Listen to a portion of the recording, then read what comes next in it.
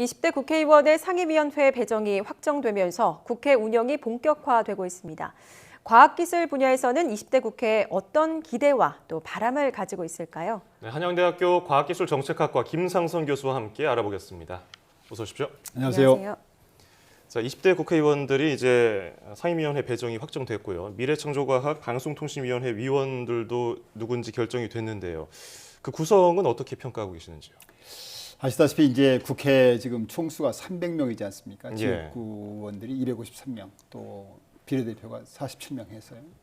그중에 이제 24명이 미래창조과학방송통신위원회 배정이 됐습니다. 예. 그러니까 당별로 보면 이제 새누리당이 10명, 또 더불어민주당이 10명, 또 국민의당이 3명, 무소속이 1명, 그렇게 24명이 이제 미방위 위원회 등록이 됐는데요.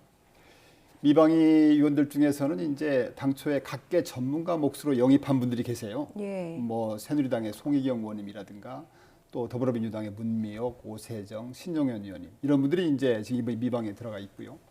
또 19대 국회 그 전에도 이제 과학기술계를 위해서 주로 활동하시던 분들이 변재일 의원님이라든가 또 이상민 의원님 이런 분들이 포함되어 있습니다.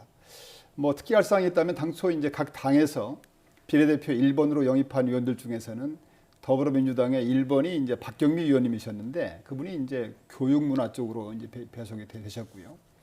또 무소속으로는 이제 지금 윤종우 의원님이 들어와 계시는데 아마 본인은 이제 전문 분야가 환노이 쪽이다. 그래서 그쪽으로 가기를 희망하시고 또 외교부에 지금 배정이 되어 있는 최선 의원님은 반면에 이제 언론 분야에서 활동을 했기 때문에 당신은 미방위로 오고 싶다. 이런 것들이 좀 정리가 안 된 부분이 있지만은 어떻든 간에 전반적으로 볼 때 과학기술계를 이해하는 의원들이 많이 배정이 되어서 어느 때보다도 과학기술계의 기대가 크다 이렇게 말씀드릴 수가 있습니다. 네, 과학기술계 기대가 크다 이렇게 말씀을 하셨는데 어떤 기대와 또 어떤 바람들이 있습니까? 아시다시피 이제 국회 기본 기능이 예산 편성과 입법이지 않습니까? 그런 의미에서 이제 과학기술 예산이 지속적으로 확대돼야 되고 또 관련 입법 활동이 다른 어떤 이슈에 따라서 방해받지 않고 또 실기하지 않고 차질 없이 진행이 되어야 된다고 생각이 되는 게 첫 번째 바람이고요. 두 번째는 이제 과학기술인들 입장에서 보면은 안정된 연구 여건 가운데 연구에 몰입할 수 있는 환경을 만들어 주는데 좀 주력해달라. 이것이 아마 두 번째인 것 같습니다. 누차 말씀드리지만은 과학기술은 결국 과학기술인들의 어깨에 달려있기 때문에 이분들이 정말 연구에만 몰입할 수 있는 신명나는 분위기를 만들어 주는 것이고요. 세 번째는 이제 두 번째하고 연결되는 문제인데 이 정책의 일관성, 지속성. 정책이 수시로 바뀐다든가 일관성이 없을 때는 연구 현장에 큰 혼란을 초래하기 때문에 그런 일관성, 지속성을 유지해달라 이런 것들이 세 번째 바람이고요.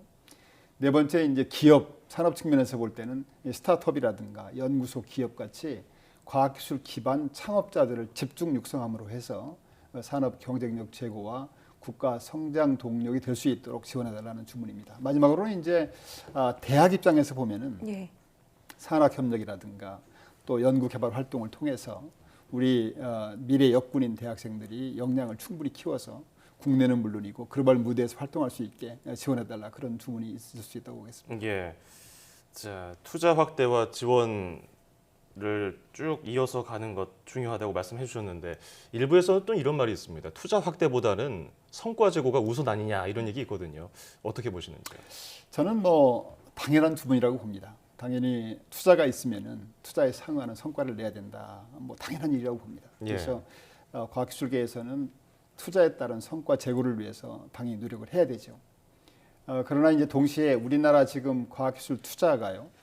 대한민국 전체에서 쓰는 투자의 한 24%가 정부 예산입니다.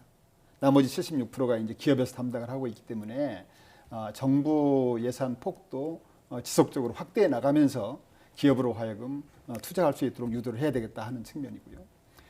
참고로 지금 국가 R&D 예산은 36개 부, 처, 청 위원회가 지금 쓰고 있는데요. 금년에 사용하는 국가 총 예산이 19조 1천억입니다. 예. 19조 1천억이라는 것이 비교를 해보면요. 미국의 국립보건원, NIH라는 기관이 있는데 한 해에 쓰는 돈이 36조쯤 됩니다. 그러니까 우리나라 36개 부처 청위원회가 쓰는 돈이 NIH 예산의 한 반 정도 된다고 볼 수가 있습니다. 예. 그런 의미에서도 투자를 늘려야 된다. 아직도 그런 말씀을 드리고 있고요. 또 최근에는 이제 과학기술 중심 사회라고 하지 않습니까? 예전에는 이제 과학기술 정부 예산이 뭐 제조업 경쟁력 강화 이런 것만 하면 됐었는데 지금은 뭐 모든 분야, 심지어는 뭐 문화, 체육, 예술, 뭐 치안 모든 분야에서 지금 과학기술을 요구하고 있고요. 예. 또 삶의 질 문제라든가 각종 사회 문제 해결 이런 것도 이제 과학기술이 투자해야 될 분야고, 동시에 이제 예전에는 손도 못 댔던 그 대형 시설 장비, 뭐 중형 가속기라든가 이런 것들이 예전에는 엄두가 안 났죠. 동시에 이제 거대 과학, 우주라든가 뭐 해양이라든가 원자력이라든가 항공이라든가 이런 부분도 이제 투자 수요가 늘고 있기 때문에 과학기술 투자는 앞으로도 계속 늘려야 되겠다, 그런 말씀을 드리고 싶고요. 따라서 국회 차원에서 과학기술 투자 확대를 위해서 전폭적으로 협조 지원이 필요하다고 생각이 되고요. 제 개인적인 생각으로는 아무리 나라 사정이 어려워도 미래 씨앗인 과학기술 투자를 위해서 전체 국가 예산 살림살이의 약 한 5%는 과학기술 투자에 배정해야 된다, 이렇게 말씀드릴 수가 있습니다. 예. 입법 활동 역시 빼놓을 수 없는 중요한 부분이라고 할 수 네. 있는데요. 이 분야의 바람과 또 기대가 있을 것 같습니다. 어떤 것들이 있을까요? 입법부 기능은 역시 입법이죠, 사실은. 근데 이제 아시다시피 과학기술 입법은 그렇게 이슈가 많지가 않습니다. 서로 뭐 여야가 쟁점이 있어서 막 싸운다든가 이런 게 아니고요. 여야 없이 지원할 수 있는 분야인데 종종 이제 다른 이슈들이 걸려 있어요. 예를 들어서 미래창조과학 방송통신위원회는 이제 방송통신 이슈들이 막 첨예하게 대립이 되다 보면은 이게 과학기술도 그냥 희생양이 되는 수가 있어요. 그래서 입법으로 연결되지 못하고 이제 그냥 폐기되는 경우가 있는데, 19대 국회에서도 예를 들면 이제 연구개발서비스업진흥법 같은 거라든가, 또 지난해 이제 청와대에서 과학기술 혁신 방안을 발표를 했거든요. 거기서 이제 과학기술 컨트롤 타워 강화 일환으로 해가지고 과학기술 정책원을 설립해야 된다. 그래서 그걸 하기 위해서는 이제 과학기술 기본법을 개정해야 됩니다. 그래서 과학기술 기본법 개정안이 국회에 가 있는데 그것도 결국은 폐기가 됐고요. 또 생명자원 활용을 위해서 생명자원 이용법 같은 것도 지금 입법되지 못하고 폐기된 사례가 있습니다. 그래서 20대 국회에서는 이런 일이 반복되어서는 안 될 것입니다. 특별히 지난 19대 국회에서 폐기된 그 연구개발서비스업 진흥법 같은 법은 일자리 창출은 물론이고 또 미래 신산업 창출을 위해서 굉장히 시급한 과제임을 감안해서 빠른 시간 내에 입법 추진되었으면 하는 바람입니다. 예.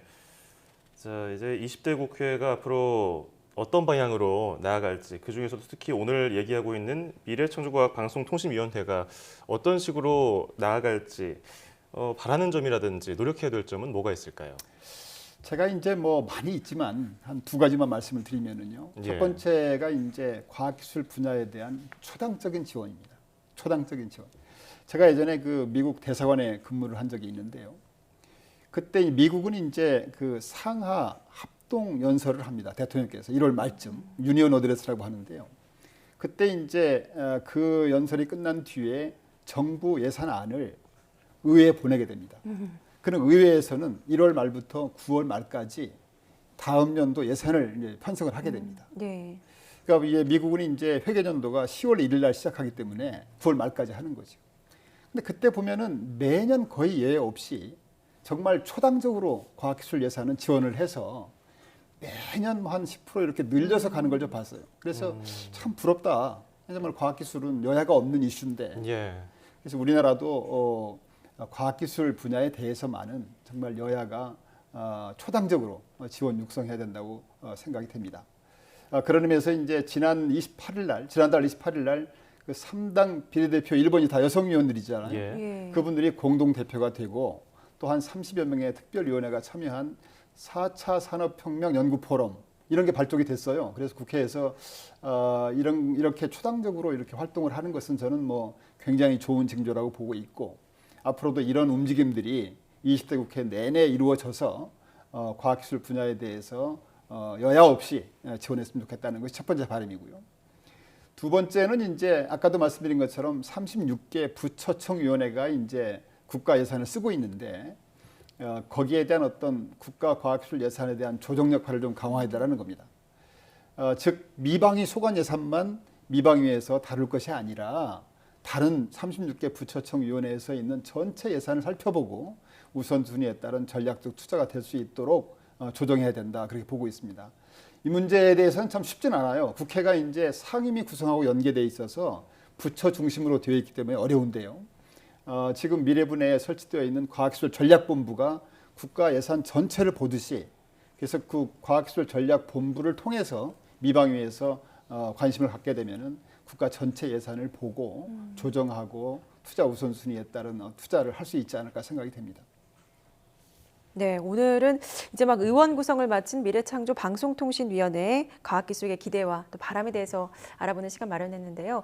아무쪼록 과학기술 분야에 대한 초당적인 지원 아래 대한민국이 과학기술 강국으로 우뚝 설 수 있기를 기대해 보겠습니다.